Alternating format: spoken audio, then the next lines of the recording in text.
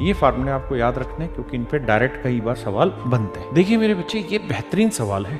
ये वो माध्यम है जिसके थ्रू आप बहुत जल्दी से अपने पूरे चैप्टर का क्विक रिवीजन कर लेंगे। मेरे प्यारे बच्चों, आज हम बात कर रहे हैं यूनिट डिजिट के। मेरे दोस्तों, यूनिट डिजिट सीखने के लिए आपको पहले कुछ फार्मूले याद रखने चाहिए जो पेपर में आते हैं, जैसे sum of first n natural number, पहली n प्राकृतिक संख्याओं के वर्गों का योग, पहली n प्राकृतिक संख्याओं के घनों का योग। मेरे दोस्तों, दो फार्मूले और, पहली n विषम संख्याओं का योग और मेरे बच्चे पहली n सम संख्याओं का योग, sum of first n even number. ये फार्मूले आपको याद रखने हैं क्योंकि इन पे डायरेक्ट कई बार सवाल बनते हैं। मेरे दोस्त, क्विक रिवीजन की सीरीज में हम यूनिट डिजिट निकालना सीख रहे हैं। तो यूनिट डिजिट के लिए यूनिट टू यूनिट कंपेयर करना है। जैसे 5 को 9 से मल्टीप्लाई किया 45 5 आया, फिर 5 को 1 से मल्टीप्लाई किया 5 आया, यानी इसको इससे तो मेरे बच्चे इकाई अंक 5। मेरे दोस्त, एक बात और भी ध्यान रखिए, अगर किसी नंबर का इकाई अंक 0 हो, 1 हो, 5 हो या 6 हो और इनकी आप जो मर्जी पावर रखिए, 0 1 5 या 6, इनकी जो मर्जी पावर रखिए, इनका यूनिट डिजिट कभी नहीं बदलता। अगर कोई नंबर है और इकाई का अंक 0 है, इसकी आप पावर कुछ भी रखेंगे तो इसका यूनिट डिजिट 0 ही रहेगा, इधर 1 ही रहेगा, इधर का 5, इधर का 6। ये ऐसे नंबर हैं जिनका यूनिट डिजिट कभी नहीं बदलता, जैसे इस सवाल में ये। मेरे दोस्तों, यहाँ क्या लिखा हुआ है? 5। इससे मतलब नहीं होता ये 5, तो 5 की आप जो मर्जी पावर रखिए, यूनिट डिजिट क्या रहेगा? 5। देखिए दोस्तों, 5 की आप जो मर्जी पावर करेंगे मेरे प्यारे बच्चों, यूनिट डिजिट क्या रह जाएगा? 5। 6 की आप जो मर्जी पावर रखेंगे, यूनिट डिजिट क्या रह जाएगा? 6। और 5 को जब 6 से गुना करेंगे, इकाई का अंक 0, और 0 को किसी भी इकाई अंक से गुना करेंगे तो आखिरी अंक मेरे प्यारे बच्चों क्या बनेगा? 0। मेरे प्यारे बच्चों, 4 और 9 ये ऐसे दो नंबर हैं जिनकी इवन और ओड पावर पे यूनिट डिजिट बदलते हैं। इवन और ओड पावर पे यूनिट डिजिट बदलते हैं। एक बात ये भी ध्यान रखिएगा कि किसी भी इवन नंबर की ओड पावर करोगे या इवन पावर करोगे तो रिजल्ट हमेशा ही इवन आएगा, और किसी ओड नंबर की आप जो मर्जी पावर करो, इवन करो या ओड करो, तो रिजल्ट मेरे बच्चे हमेशा ही ओड आएगा। ये दोनों बातें ध्यान रखना।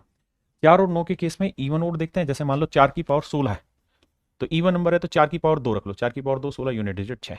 मान लीजिए मैंने कहा 4 की पावर 80 तो इवन पावर है तो 4 की पावर 2 रखोगे, यूनिट डिजिट 6। अगर मान लीजिए मैंने कहा 9 की पावर 41 तो ये ओड पावर है तो 9 की पावर 1 रखेंगे, यूनिट डिजिट आएगा 9। अब मेरे प्यारे बच्चों, यहाँ क्या है? 53 की पावर 5, 53 की पावर 5। 53 क्या है? ओड नंबर, और ओड नंबर की आप जो मर्जी पावर रखिए, रिजल्ट आएगा ओड। और अगर रिजल्ट ओड आएगा तो इसका मतलब यूनिट डिजिट है 9, और इसकी 53 की पावर 5 है तो इसकी पावर 16 होकर ओड नंबर बनी, और 9 की पावर ओड है तो इकाई के अंक के लिए क्या करिए? 9 की पावर 1 रख लीजिए तो यूनिट डिजिट आएगा 9। ये आंसर। देखो मेरे भाई, यहाँ है 4, अब ये है 64 की पावर 64। ये बताओ 64 की पावर 64, 64 रेज़ टू पावर 64, ये क्या है मेरे बच्चे? Even number. इवन की आप जो मर्जी पावर रखिए, रिजल्ट इवन आएगा। यानी यहाँ जो मर्जी पावर रखिए, इवन आएगा। तो 4 की इवन पावर लेंगे तो यूनिट डिजिट निकालने के लिए क्या करो? 4 की पावर 2 करोगे 16, यूनिट डिजिट है 6। देखिए मेरे दोस्तों, यहां 4 है, आप जानते हैं अगर यूनिट डिजिट 4 है तो इवन ओड चेक करते हैं। अब 53 की power 53 raise to power 52 raise to power 51। अब आप ये जानते हैं कि 53 क्या है? Odd number. तो ओड नंबर की आप जो मर्जी पावर रखिए, रिजल्ट ओड ही आएगा। और अगर ये पूरा पावर सोल्व होकर ओड ही रिजल्ट देगा तो 4 की ओड पावर पे यूनिट डिजिट क्या होगा? अपनी तरफ से 4 की पावर 1 रख लीजिए क्योंकि 1 ओड है तो यूनिट डिजिट 4। मेरे दोस्तों, 0 से लेकर 9 तक के किसी भी यूनिट डिजिट में आप जानते हैं हर 4 पावर के बाद यूनिट डिजिट का साइकिल घूमता है। तो एक आसान तरीका ये कि कोई भी क्वेश्चन हो, जो भी पावर हो, उसे 4 से भाग दीजिए। अब ये देखिए, अगर एक रिमाइंडर बचा तो उस नंबर की पावर 1 यूनिट डिजिट, 2 बचा 2, 3 बचा उस नंबर की पावर 3 यूनिट डिजिट। और अगर ये एग्जैक्ट डिवाइड हो गया तो इसका मतलब उस नंबर की 4 पावर जो रखोगे तब जो आएगा, तब जो यूनिट डिजिट होगा वही इस एक्सप्रेशन का भी यूनिट डिजिट होगा। जैसे यहां ये इसे 4 से भाग दोगे तो 4 की डिविजिबिलिटी आखिरी 2 अंक 13, 13 को 4 से भाग देंगे 12 गया, 1 बचा तो 7 की पावर 1 7। 9 आ गया तो ओड नंबर है मेरे बच्चे, 9 और 4 पे इवन ओड देखते हैं। ओड आ गया तो 9 की पावर 1 9 आएगा। यहाँ 4 की इवन पावर है तो 4 की पावर 2 6, और यहाँ 2 है तो 4 से भाग दोगे, एग्जैक्ट हुआ तो 2 की पावर 4 मेरे बच्चे 16 6।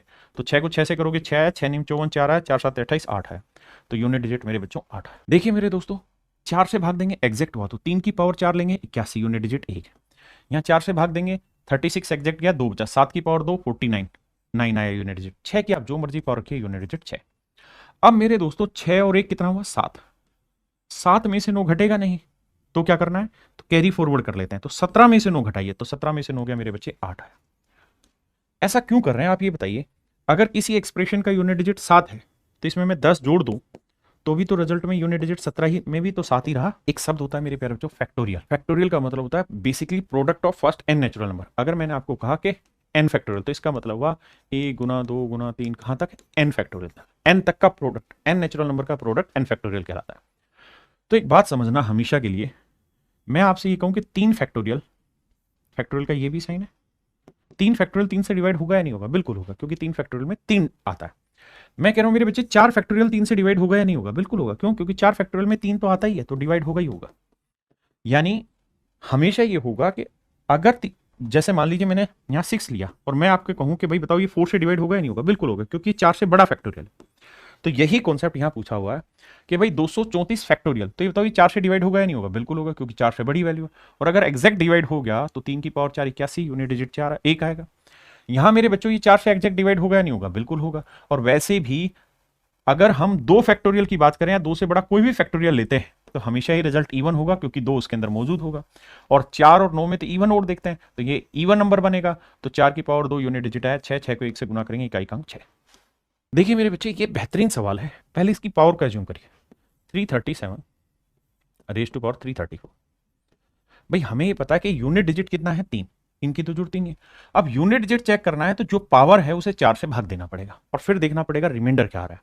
तो मेरे बच्चे इसे 4 से भाग दोगे तो 4 से भाग देने के लिए आखिरी दो अंक, तो 4 9 जा 36, 1 बचा और 1 की आप जो मर्जी पावर रखिए, यूनिट डिजिट 1 ही आएगा, मतलब रिमाइंडर 1 आएगा। इसका मतलब ये हुआ कि जब आप इसे 4 से डिवाइड करेंगे तो यूनिट डिजिट मतलब रिमाइंडर 1 आया, तो मतलब 3 की पावर 1, तो इकाई का अंक क्या आ जाएगा, 3। मेरे प्यारे बच्चों बेहतरीन सवाल है। सवाल में पूछा x की पावर 19 माइनस x की पावर 7, यूनिट डिजिट क्या आना चाहिए 5। तो x की क्या क्या वैल्यू पॉसिबल है, तो बेस्ट तरीका है कि हम इसे 4 से भाग दें। अगर 4 से भाग दें तो 16 एग्जैक्ट होगा, बचा 3, तो x की पावर 3 यानी जो इसका यूनिट डिजिट होगा वो, इसे 4 से भाग देंगे तो यूनिट डिजिट मतलब 3 रिमाइंडर बचा। अब आपने एक चीज देखी कि सर यूनिट डिजिट निकालने के लिए जो पावर है उसे 4 से भाग देंगे ताकि एग्जैक्ट साइकिल पता चल जाए और कितनी पावर बची। तो यहां भी साइकिल करने के बाद 3 पावर बची, यहां पे भी 3, तो जो यूनिट डिजिट यहां होगा वही यूनिट डिजिट यहां होगा। और दोनों जगह अगर यूनिट डिजिट सेम है तो रिजल्ट का भी यूनिट डिजिट 0 होगा, क्योंकि सेम में से सेम घटाएंगे। जबकि यहां है 5, तो इसका मतलब x की कोई वैल्यू ऐसी पॉसिबल है ही नहीं, यानी x की कोई वैल्यू ऐसी पॉसिबल नहीं जिस पे ऐसा आंसर हो। उसने पूछा x के कितने मान संभव है, तो 0 मान संभव है। देखिए मेरे बच्चे इन सवालों में क्या करना है कि x एक वेरिएबल है और वेरिएबल की आप जो मर्जी वैल्यू ले ले, तो मैं क्या करता हूँ x की वैल्यू 0 ले लेता हूँ। तो ये आया 0 जमा 1, तो 4 की पावर 1 यूनिट डिजिट 4, ये 0, तो 3 की पावर है तो 4 से भाग देंगे 12, 1 बचा तो 3 की पावर 1 3, ये 0 है, 0 में 2 जोड़ा 2 आया, तो 7 की पावर 2 49 यूनिट डिजिट 9। और यहां मेरे बच्चे 0 लेंगे तो 9 की पावर 0 1।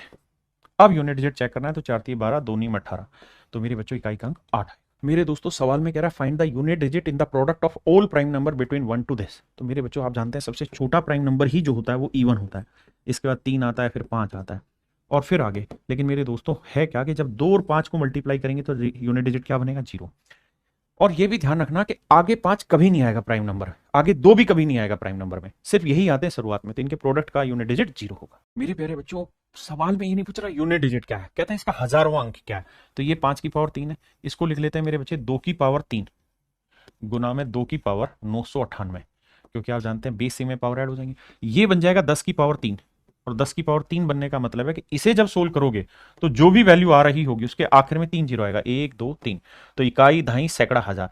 तो यानी 0 के बाद वाला जो यूनिट डिजिट है वो आपसे पूछ रहा है। तो मेरे बच्चे यूनिट डिजिट निकालना है तो क्या करो, पावर को 4 से भाग दो, 4 से भाग देंगे तो 4 दूनी 8, 4 चौक 16, 2 पावर बची और 2 की पावर 2 यूनिट डिजिट 4। इसका मतलब 0 0 0 से पहले जो अंक आएगा वो 4 आएगा, और यही वो पूछ रहा है कि भैया हजारवें अंक पर कौन सा डिजिट आएगा, तो 4। मेरे दोस्तों यहां आप ये चेक करिए कि 3 को किससे गुना करें, 6 से, तो 3 को 6 से गुना करेंगे यूनिट डिजिट 8 आया।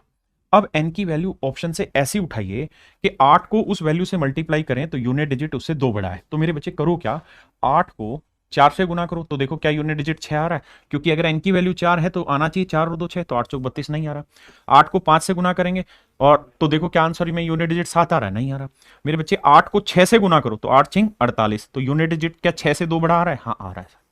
यानी अगर सर यहाँ 6 ले लें तो देखो यहाँ 6 3 18 8 आया, 8 6 48 8 आया, और मेरे बच्चे n की वैल्यू 6 ली तो 6 और 2 8 सेटिस्फाई कर गया। तो ऐसे सवालों को ऑप्शन से करिए। मेरे दोस्तों फैक्टोरियल में एक बात हमेशा याद रखना, 5 फैक्टोरियल वो वाली वैल्यू है जिसके बाद हर फैक्टोरियल का यूनिट डिजिट 0 होगा।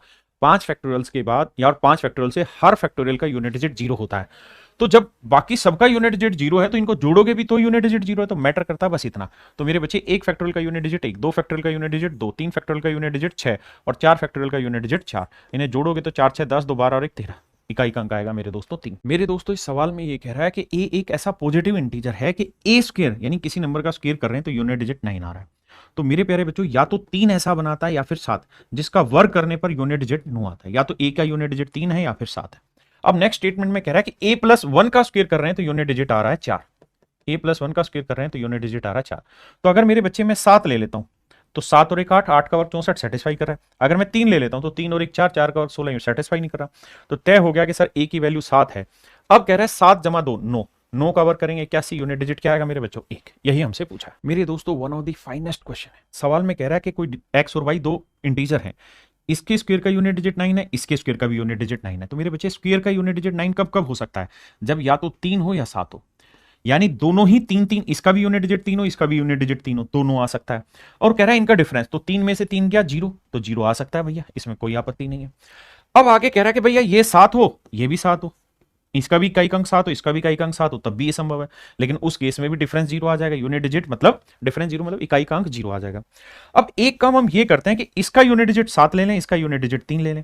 इस केस में मेरे बच्चे इनके बीच का जो डिफरेंस आएगा 7 में 3 गया 4, तो इकाई का अंक आ सकता है 4, ये भी ठीक है।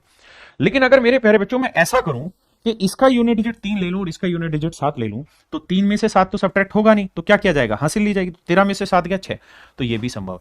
तो ये तीनों संभव है, लेकिन उसने पूछा कौन सा नहीं हो सकता, तो मेरे बच्चे ऑप्शन डी नहीं आ सकता। मेरे दोस्तों सवाल में कह रहा है कि ये नंबर है पावर एन है, यानी 3 की पावर एन, इसका इकाई का अंक जो है यूनिट डिजिट 7 है। तो मेरे बच्चे नेचुरल है एन की वैल्यू क्या लें, 3 लें, क्योंकि 3 की पावर 3 होता है 27, यूनिट डिजिट 7 आ गया। अब कह रहा है कि भैया 7 की पावर एन मतलब मेरे बच्चों 7 की पावर 3, इसका इकाई का अंक क्या होगा 343, तो यूनिट डिजिट 3 आएगा। तो ऑप्शन बी मेरे बच्चे राइट आंसर। मेरे दोस्तों ये रिवीजन क्लासेस आपको कैसी लग रही हैं? देखिए इसका उद्देश्य मेनली ये है कि जो बच्चे हमसे पढ़ रहे हैं, चाहे वो हमारे बैचेज में पढ़ रहे हो या यूट्यूब सेशन पे, उनको ये क्लासेस कैसी लगती हैं। ये वो माध्यम है जिसके थ्रू आप बहुत जल्दी से अपने पूरे चैप्टर का क्विक रिवीजन कर लेंगे, आपको सारे कॉन्सेप्ट याद आ जाएंगे। थैंक यू मेरे बच्चे।